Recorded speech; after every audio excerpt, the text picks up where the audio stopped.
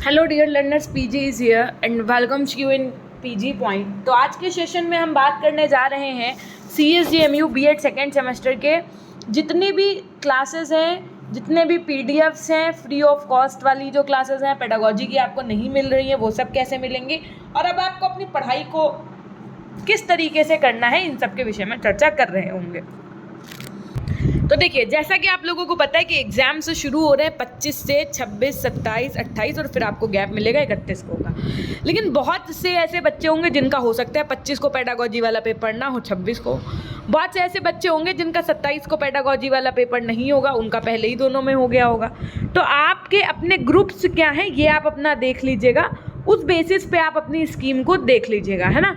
तो जिनका पेपर 25 को है उनके लिए थोड़ा सा ज़्यादा वो है, क्योंकि 25 को तो पेपर है ही, मान लीजिए। तो उस बेसिस पे हमने आपकी स्ट्रैटेजी तैयार की है। सबसे पहली बात है, तो हम 19 तारीख से शुरू कर रहे होंगे। कल है आपकी 19 तारीख, अगर आज आप ये वीडियो देख रहे हैं तो कल आपको क्या करना है, पेपर 1 की पेडागोजी पढ़नी है और पेपर 3 की पढ़नी। कितने यूनिट्स? 2 यूनिट्स पढ़ लेनी है। कितनी पढ़नी है? 2। ठीक। फिर 20 तारीख को आपको क्या करना है, पेपर 1 की ही पेडागोजी की बची हुई 2 यूनिट्स पढ़ लेनी, क्योंकि 4 यूनिट्स होती हैं एक सब्जेक्ट में, है ना। और फिर पेपर 3 की भी यूनिट 3 और 4 पढ़ लेनी है। तो इस तरीके से आपका पेपर 3 का पूरा रिवीजन हो गया और पेपर 1 का भी पूरा रिवीजन हो गया। ठीक। फिर 21 तारीख को आप उठाइएगा जो भी आपका पेडागोजी वाला दूसरा पेपर है ना, जो भी है आपका सब्जेक्ट, कोई सा भी, है ना। किसी का कंप्यूटर साइंस हो सकता है, किसी का फिजिकल साइंस हो सकता है, किसी का कुछ भी हो सकता है, पेपर 2, है ना। जो भी आपका लोगों का वैसे ग्रुप है, पेपर 2 का ग्रुप की अगर बात की जाए तो किसी का बायोलॉजिकल साइंस होगा, किसी का मैथमेटिक्स होगा, किसी का हिंदी होगा, किसी का इंग्लिश लैंग्वेज, सोशल, किसी का Sanskrit language, Urdu language, pedagogy, यही सब होंगे सेक्शन बी में, है ना। तो अगर आपका पेपर 2 है इनमें से, तो आप 21 क्या करना है, आपको 21 तारीख को वही पेपर 2 जो है आपका, उसकी यूनिट 1 और यूनिट 2 पढ़नी है। और पेपर 4 में भाई किसी के पास EVS होगा, ह्यूमन राइट्स हो सकता है, या एक हैप्पीनेस वाला पेपर होता है वो हो सकता है। तो आप अपने हिसाब से अपने पेपर 4 की यूनिट 1 और यूनिट 2 पढ़िएगा। ठीक। इस तरीके से आपने क्या क्या कवरअप कर लिया, पेपर 1 पूरा हो गया, पेपर 3 पूरा हो गया। अब 22 तारीख को आप क्या करिएगा, पेपर 2 की बची हुई 2 यूनिट्स पढ़िएगा और पेपर 4 की बची हुई 2 यूनिट्स पढ़िएगा। इस तरीके से आप अपना कंप्लीट रिवीजन कर चुके, पूरा एक बार अपने सब्जेक्ट्स को पढ़ चुके हैं। ठीक। कितनी एक दिन में, जैसे सुबह आपने एक सब्जेक्ट की 2 यूनिट पढ़ी तो रात को आप एक सब्जेक्ट की 2 यूनिट पढ़ लो। इस तरीके से 2-2 यूनिट करके आपने 22 तारीख तक अपना सब कुछ पूरा कर लिया। अब जब आएगी आपकी 23 तारीख को आपको पूरा पेपर 1 और पेपर 2 की पेडागोजी पढ़ लेनी है। फिर 24 तारीख को आपको पूरी, अब देखो, अब यहाँ पर थोड़ा सा कन्फ्लिक्ट ये आएगा कि कुछ बच्चों का 25 को पेपर होगा और कुछ का नहीं होगा। तो जिनका नहीं है वो 24 तारीख को पेपर 3 और पेपर 4 पढ़ेंगे, और जिनका पेपर 25 तारीख को है, ठीक है, वो बच्चे, उनका जिस सब्जेक्ट का पेपर होगा, यानी कि 25 तारीख को आप लोगों का फिजिकल साइंस, कंप्यूटर साइंस और SST पेडागोजी का शायद पेपर है। एक बार आप अपने पेडागोजी सब्जेक्ट चेक कर लीजिएगा। अगर आपका पेपर है तो आप केवल अपना वही पेपर पढ़ेंगे। ठीक। अब उसके बाद में आप 25 का एग्ज़ाम दे करके जब भी आएंगे तो अपने 26 के एग्ज़ाम की प्रिपरेशन करेंगे। अगर आपका उस दिन पेपर नहीं है तो आप उसकी जगह पर अपना कौन सा पेपर पढ़िएगा, पेपर 3 पढ़िएगा। फिर 26 का जिसको एग्ज़ाम है अपना, तो वो अपना 27 वाले एग्ज़ाम की प्रिपरेशन आकर के करेगा, और अगर नहीं है तो अपना उसके हिसाब से पेपर 3 की कर लेगा या पेपर 4 की कर लेगा। ठीक है।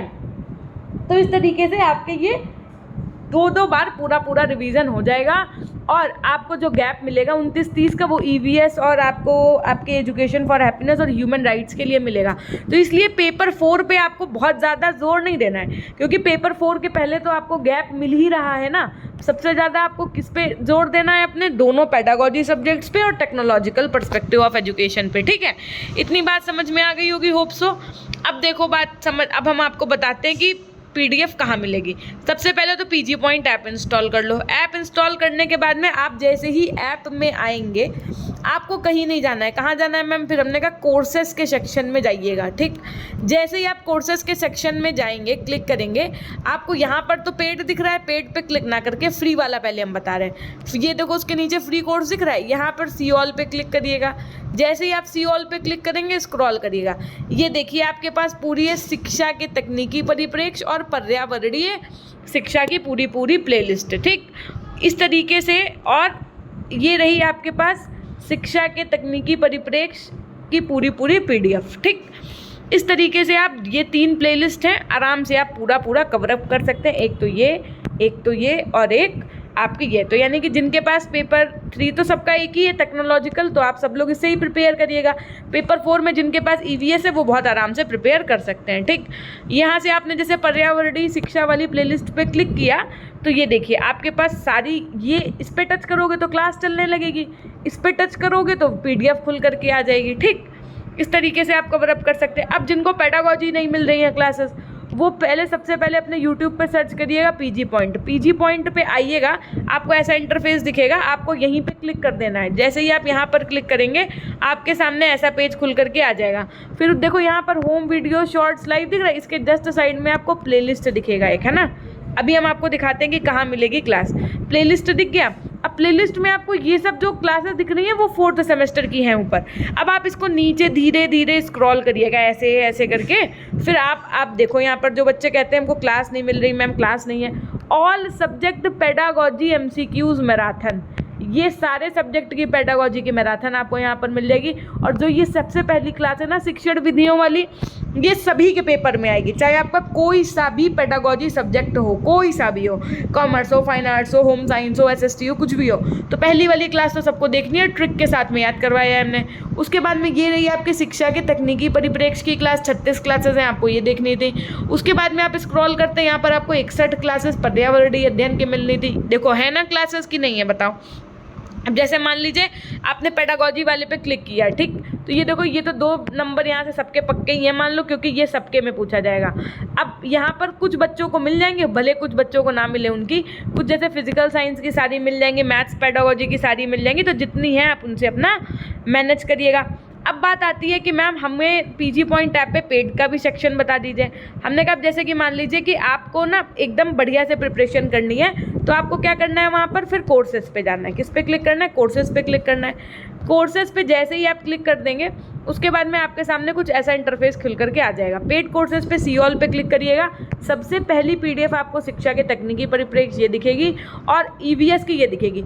मैं कह रही हूँ जिसका पेपर EVS का है वो ये वाली PDF ज़रूर ले लेगा, क्योंकि यहाँ पर आपको 1300 से ज़्यादा MCQs मिल रहे हैं। ठीक है, ये आपकी बेहतरीन तैयारी करवाएगा। जिन्होंने EVS की PDF नहीं ली और अगर EVS आपका सब्जेक्ट है तो ये ज़रूर पढ़ लीजिएगा।